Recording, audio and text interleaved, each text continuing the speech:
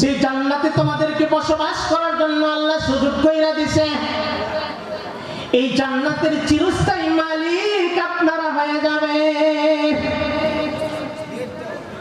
এরপরে ইবলিস কয় ওয়া কাসামাহুমা, মালিকের নামে কসম করলো, হে আদম, হে হাওয়া, আমি আল্লাহর নামের কসম কইরা বলতেছি তোমরা আমার কথাটা মানো গো। তোমরা যদি আমার কথাটা শোনো, তোমরা এই জান্নাতের চিরস্থায়ী মালিক হইয়া যাইবা। ওয়াজ করলেন কে? জোরে বলতে হবে। এই জন্য সব বক্তার ওয়াজ শোনা যাবে না, সব বক্তার ওয়াজ শোনা যাবে না। এই ভেষ আজকে নতুন না, এই লেবাস আজকে নতুন না। পৃথিবীর সূচনা কাল থেকে নিয়ে যত দোকানাস সালেহিনদের পোশাক, আম্বিয়া আলাইহিস সালামদের এই লেবাস ধরে পৃথিবীতে যত দিনের ক্ষতি এইভাবেই হয়েছে যুগে যুগে। ইবলিস বাস এরকম একজন দরবেশের ন্যায় করে আসে হাওয়া আলাইহিস সালামকে বললেন, আমি আল্লাহর কসম করে বলতেছি, ওয়া কাসামাহুমা, তোমাকে একা না দুইজনকেই বলতেছি, তোমরা যদি এই গাছের ফল খাও তাহলে চিরস্থায়ী মালিক হয়ে যাইবা, অথবা তোমরা ফেরেশতা হয়ে যাইবা, মালাকাইনি আও তাকুনা মিনাল খালিদিন। তাই আদম আলাইহিস সালাম, হাওয়া আলাইহিস সালাম আগেই তশকিল হয়ে গেলেন। কাজে মহিলা মানুষ তো দিল দর নরম, মায়েরা তো সহজেই তশকিল করতে পারে।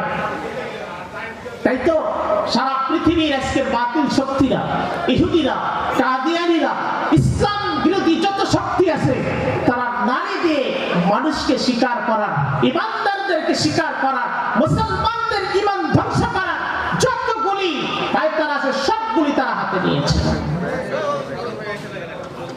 এবার একটু সাউন্ড বাড়াই দেন, কষ্ট হচ্ছে। হিজবুত তাওহীদ নামের একটা সংগঠন বাংলাদেশে কিছুদিন চুপচাপ ছিল, আবার মাথা চাড়া দিছে। এরা এমন এমন কথা কয় না, আমরা নতুন ইসলাম, যেটা মদিনার ইসলাম ছিল আজ থেকে 1000 বছর আগে, সেই ইসলাম আমরা প্রচার করতে চাই। পর্দা নাই, নামাজ নাই, হালাল হারাম কিচ্ছু নাই, শরীয়তের ধার ধারে না। এরা নাকি সেই মুহাম্মদুর রাসূলুল্লাহ সেই 1000 বছরের সেই আসল ইসলাম তারা প্রচার করবে। ওই যে মিস্টার ইবলিস ব্যাস ধরছে, ইবলিস এসে তো এইভাবে যখন নসিহত করলেন, হাওয়া আলাইহিস সালাম তুষ্কুল হয়ে গেলেন, ফল খাওয়া হয়ে গেল। এবার আল্লাহ কয়, হে আদম আর হাওয়া, এখানে আর থাকা যাবে না, পায়খানার হাজত হয়ে গেছে, তুমি নিয়ে যাইতে হবে। প্রথমেই বলছিলাম আল্লাহ তাআলা বলেছে, হে ফেরেশতারা, আমি তো জমিনের বুকে প্রতিনিধি বানাইতে চাই, আদম সন্তানকে মানুষ বানাইতে চাই। তাহলে আল্লাহ আয়াতে বললেন, আমি জমিনের বুকে আমি মানুষ বানাইতে চাই। সিদ্ধান্ত আগে থেকেই হয়েছে। এরপরে জান্নাতে বসবাস করার জন্য আল্লাহ সুযোগ করে দিলেন। কেন? ডাইরেক্ট ওখান থেকে সৃষ্টি করার পর দুনিয়াতে দিতে পারতেন কি না? তাহলে ওখানে না দিয়া, ডাইরেক্ট দুনিয়াতে না পাঠাইয়া আল্লাহ তাদেরকে জান্নাতে কেন পাঠাইলেন? আমার কথা কি বুঝে আসতেছে? আদমকে মানে ডাইরেক্ট দুনিয়াতে পাঠাই দিতে পারতেন, জান্নাতে দেওয়ার দরকার কি? প্রশ্ন জাগে আপনাদের? কারণ সিদ্ধান্ত তো আগেই হয়েছে, তুই এরপরে জান্নাতে দেওয়ার কি দরকার? না, পৃথিবীর প্রথম বাবা হলো আদম আলাইহিস সালাম, আর আমরা যারা আছি সকলেই হলো আমরা আদমের আওলাদ, তার সন্তানাদি। পৃথিবীর প্রত্যেকটা মানুষের জন্য আল্লাহ তাআলা জান্নাতে বাড়ি বানিয়েছেন। প্রত্যেকটা মানুষের বাড়ি আমাদের, প্রতিটা আদম সন্তানের বাড়ি হলো জান্নাতে। আমাদের বাবা জান্নাতের মানুষ। আল্লাহ বলেন, হে আদম, তুমি তো হলো বাবা, তাই জান্নাতটা একটু দেখা যাও না, বাড়ির নমুনাটা কি হবে? জান্নাতে যে বাড়ি তোমার সন্তানদের জন্য আমি বানাইছি, এটার কোয়ালিটিটা কি হবে? আদম, এই জন্য তোমাকে অল্প কিছুদিনের জন্য আমি এখানে বসবাস করার জন্য পাঠাইছি। বসবাস করার জন্য নয়, দেখার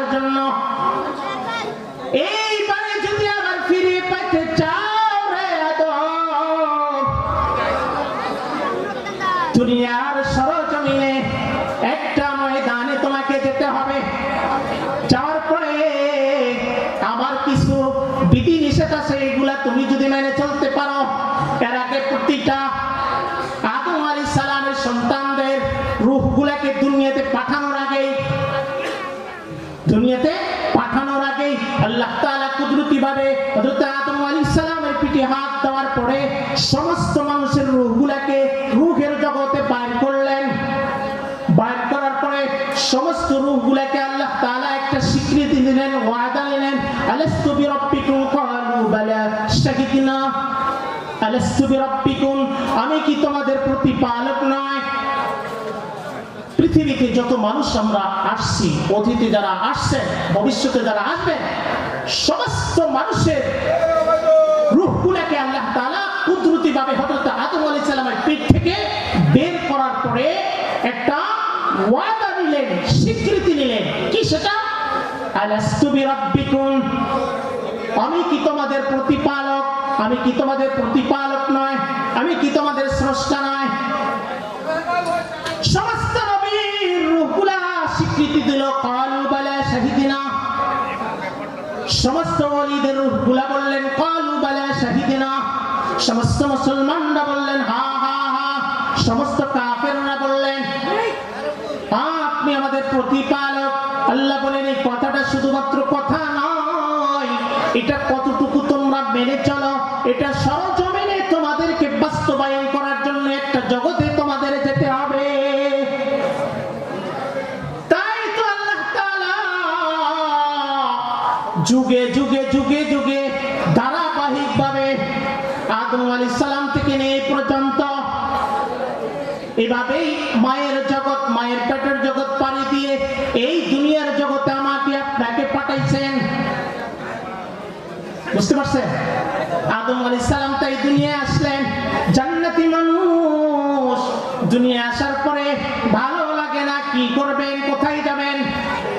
কারণ আল্লাহ তাআলা একটা হুকুম করছিল, সেটা মানতে পারে নাই, মনটা বড় খারাপ। হযরত আদম আলাইহিস সালামকে পৃথিবীর শ্রীলঙ্কা নামের যে দেশটা আছে ওই জমিনের এক পাহাড়ের উপরে নামাইয়া দিলেন। হযরত জিবরিল আলাইহিস সালাম আর হাওয়া আলাইহিস সালামকে জিদ্দায় নামাইয়া দিলেন। কোথায়? জিদ্দায়। বলছিলাম কোরআন কি ইতিহাস বর্ণনা করে, একটু ভালো করে শুনেন। জিদ্দায় নামাইয়া দিলেন হযরত আদম আলাইহিস সালামকে, শ্রীলঙ্কার পাহাড়ে নামাইয়া দিলেন। দুইজন সারা পৃথিবীতে ঘরে রান কাঁদেন, 350 বছর শুধুমাত্র কান্না করলেন। কি করলেন? কান্না করলেন। কান্না করতে করতে দুইজনের সাক্ষাৎ হলো আরাফার ময়দানে। কোন জায়গায়? আরাফার ময়দানে। আল্লাহর কাছে দোয়া করলেন, আয় আল্লাহ, আমি জান্নাতের গেটের ভিতরে আপনার নামের সাথে একটা নাম দেখেছিলাম। জান্নাতের গেটে আপনার নামের সাথে একটা নাম দেখেছিলাম। সেই নামের উছিলা করে আপনি আমাকে মাফ করে দেন। সেই নামটা কি? লা ইলাহা ইল্লাল্লাহু মুহাম্মাদুর রাসূলুল্লাহ। মুহাম্মাদুর রাসূলুল্লাহর নামের উছিলা করে দোয়া করলেন আর বললেন রব্বানা যালামনা আনফুসানা ওয়া ইন লাম তাগফির লানা ওয়া তারহামনা লানাকুনান্না মিনাল খাসিরিন। আল্লাহ, আমি নিজে নিজের উপরে জুলুম করে ফেলেছি, আপনি আমাকে ক্ষমা করে দেন। আপনি যদি আমাকে ক্ষমা না করে দেন, আপনি যদি আমার প্রতি রহম না করেন, তাহলে তো আমি নিঃসন্দেহে ধ্বংস হয়ে যাব। বলছিলাম ফেরেশতাদের কথা। ফেরেশতারা যখন বলল আয় আল্লাহ, আমরা এটা বুঝতে পারি নাই, আমরা জানার জন্য শুধুমাত্র বলছিলাম আদমকে আপনি কেন বানাইলেন, কথা মনে আছে নি? তাই ফেরেশতারা ইস্তিগফার করার জন্য এই আসমান এই জমিন থেকে নিয়ে আসমান আছে, এই সাত আসমানের উপরে একটা মসজিদ আছে। সেই মসজিদটার নাম হলো বাইতুল মামুর। কোন মসজিদ? মসজিদের নাম কি? মসজিদটা কোন জায়গায় আছে? সাত আসমানের উপরে আরশে আজিম বরাবর একটা মসজিদ বানানো আছে। সেই মসজিদটার নাম হলো বাইতুল মামুর। কত পরিমাণ ফেরেশতা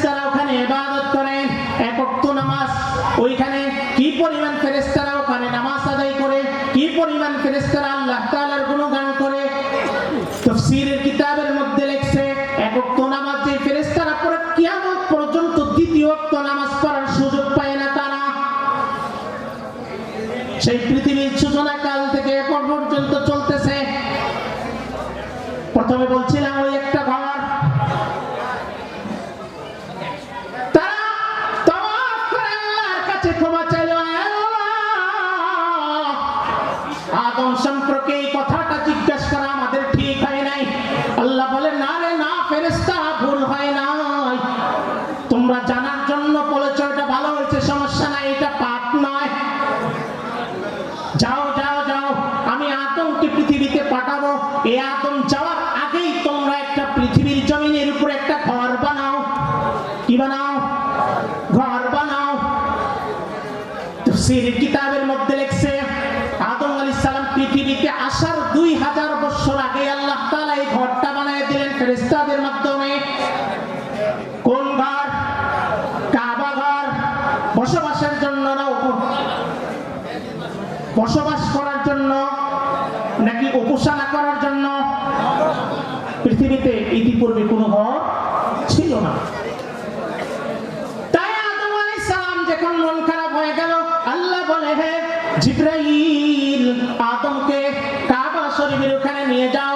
তাই আদম আলাইহিস সালাম ওখানে তাওয়াফ করেন, ওখানেই থাকেন। এভাবে যখন থাকতে থাকতে এক পর্যায়ে অভ্যাস হয়ে গেল, মোটামুটি এখন শান্ত। কে? আদম আলাইহিস সালাম তাওয়াফ করলেন, 7টা চক্কর দিলেন। তাওয়াফ করার পরে আল্লাহর কাছে দোয়া করলেন, আল্লাহ তাআলা তিনাকে মাফ করে দিলেন। শুরু হয়ে গেল পৃথিবীতে বসবাস। এভাবে বসবাস চলতে চলতে চলতে চলতে এক পর্যায়ে 1000 বছর, কোন কোন তাফসীরের কিতাবের মধ্যে লেখছে 100 বছর পরে হযরত নূহ আলাইহিস সালাম নামের একজন নবীকে আল্লাহ পাঠিয়ে দিলেন। কোন নবীকে? নূহ নবীকে। পৃথিবীর সর্বপ্রথম মূর্তি পূজা যেই জামানা থেকে শুরু হয়েছিল সেটা হলো নূহ নবীর জামানা। কোন নবীর জামানা? নূহ নবীর জামানা। হযরত নূহ আলাইহিস সালামকে আল্লাহ তাআলা পাঠাইলেন। পাঠানোর পর এভাবে সারা দুনিয়াতে কুফর আর শিরক দিয়ে যখন ভরপুর হয়ে গেল, ওয়ালাকাদ আরসালনা নূহান ইলা কওমিহি ইন্নী লাকুম নাযীরুম মুবিন। আল্লাহ তাআলার ভয় ভীতি দেখাইলেন, পরকালের কথা বলেন, দিনেও বুঝান রাতেও বুঝান। এভাবে একদিন নয়, 2 দিন নয়, 1 মাস নয়, 2 মাস নয়, এইভাবে 9 থেকে 950 বছর পর্যন্ত ওই সম্প্রদায়কে বুঝাইলেন মূর্তি পূজা করা যাবে না, সূর্যের পূজা করা যাবে না, মাছের পূজা করা যাবে না, গাছের পূজা করা যাবে না, স্রষ্টা একজন। তোমরা যদি এই কথা স্বীকৃতি দাও, দুনিয়াতেও তোমরা সফল হয়ে যাবা, আখিরাতেও চিরমুক্তি, জান্নাত তোমাদের ঠিকানা হয়ে যাবে। এই কথা বুঝায়, রাতেও বুঝায়, দিনেও বুঝায়। একাকিত্ব যখন থাকে তখনও বুঝায়। কিন্তু এই জাতির কপাল তো পড়ে গেছে। জাতির কপাল যখন পুড়ে যাবে, আল্লাহ বলেন খাতামাল্লাহু আলা কুলুবিহিম ওয়া আলা সামঈহিম ওয়া আলা আবসারিহিম গিশাওয়া ওয়া লাহুম আযাবুন আযীম। পৃথিবীতে আল্লাহ তাআলা এক শ্রেণীর মানুষকে জন্মগতভাবেই শুধু জাহান্নামের আগুন দিয়ে পোড়ার জন্য বানিয়েছেন। এই মানুষগুলোকে স্বয়ং জিবরিল আলাইহিস সালাম এসেও যদি বুঝায়, তবুও এদের কপালে হেদায়েত নসিব হবে না। যেমন মিস্টার ফেরাউন, মিস্টার নমরুদ সাহেব, মিস্টার আবু জাহাল সাহেব। সাহেব বললাম কেন? তাদের একটা সম্মান ছিল, কারণ নেতা তো। এই মানুষগুলোকে কি পরিমাণ বুঝিয়েছিলেন? হযরত নূহ আলাইহিস সালাম তার সম্প্রদায়কে কতদিন বুঝিয়েছেন? 950 বছর বুঝিয়েছেন। ফলাফল কি দাঁড়িয়েছে? হযরত নূহ আলাইহিস সালামকে মারতে মারতে মারতে মারতে পাথরের নিচে তারা ফেলে দিত, মৃত্যু বলে মনে করে তাকে ফেলে দিত তার সম্প্রদায়। তাকে যে রাস্তা থেকে তাকে একটু সোজা করে দাঁড় করায়া দিবে, তার গন্তব্যে পৌঁছায়া দিবে, এমন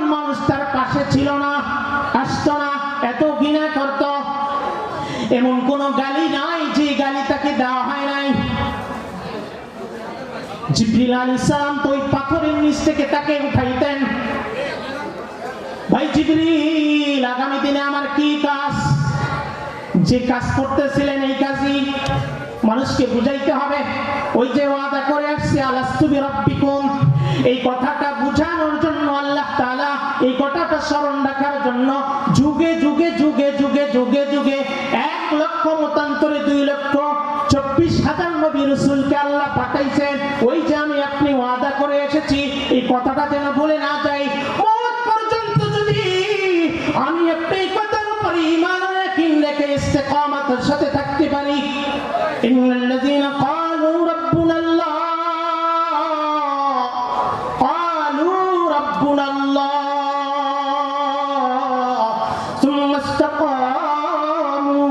এই কথার উপরে জন্ম থেকে নিয়ে মৃত্যুর আগ পর্যন্ত, আজাইল আসার আগ পর্যন্ত আমি আপনি যদি এই কথার উপরে দায়েম কায়েম থাকতে পারি, আল্লাহ বলেন রব্বুল আল্লাহ সুম্মাস্তাকামু তাতানাজ্জালু আলাইহিমুল মালাইকা। মৃত্যুর সময় আজরাইল যখন জান কবজ করার জন্য আসবে, রহমতের অসংখ্য ফেরেশতা আসমান থেকে নেমে এসে আমার আপনার জীবন রক্ষার জন্য আমাকে আপনাকে সহযোগিতা করতে থাকবে। পৃথিবীতে যত মানুষকে জাহান্নামে নেওয়ার জন্য জন্ম থেকে নিজে যত প্রচেষ্টা শয়তান করে যায়, শয়তান যত পদে বাধা দেয়, যত রকমের নাফরমানিতে আমাকে আপনাকে লিপ্ত করায়, তার সর্বশেষ সর্বশক্তি দিয়ে যে সর্বশেষ যে প্রচেষ্টাটা যেই সময় করে, সেটা হলো আমার আপনার মৃত্যুর সময়। কোন সময়? মৃত্যুর সময়। আইসা আমার আপনার ঈমান নষ্ট করার জন্য শয়তান আমার আপনার বাবার বেশ ধরবে, আমার আপনার নেতার বেশ ধরবে, আমার আপনার সম্মানী যাকে আমরা সম্মান করতাম এমন মানুষের বেশ ধরে আসে বলবে, আরে তুমি কেন বুঝতেছ না খোদা কি একজন হয় নাকি? খোদা যদি একজনই হয়ে থাকে এত বড় আসমানটা কিভাবে আটকায় রাখতে পারে? এটা কি সম্ভব নাকি? এত বড় পৃথিবী একজনের দ্বারা এটা কি পরিচালিত হয় নাকি? এগুলো আমরাও বিশ্বাস করতাম, এগুলা খামাখা, এগুলো বাদ দাও না। খোদা একজন না, খোদা বহুজন। আসমানের আরেকজন খোদা আছে, গাছপালার খোদা আরেকজন আছে, মানুষের খোদা আরেকজন আছে। এভাবে একের পর একের কথা, একের পর এক কথা এভাবে বলতেই থাকে শয়তান, যতক্ষণ পর্যন্ত আদম সন্তানের দেহে থেকে রূহ আলাদা না করা হয়। কি মনে করেন এই সময়টা? মৃত্যুর যন্ত্রণা একদিকে, সে তো